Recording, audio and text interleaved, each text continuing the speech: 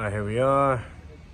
Just finished installing this 20-foot gate as well as fence. Board on board, Western red cedar, and we're using the real thick pickets as well. Real thick pickets, 3/4 thick, 3/4 inches. So you can see right there, the gate's on a bit of an angle because of the driveway. The driveway's on an angle, but nonetheless, looks beautiful. Quality craftsmanship. Go ahead and close it up. Smooth.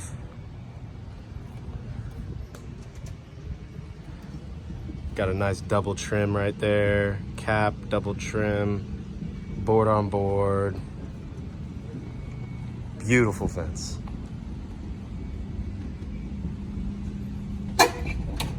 And it's ready to go.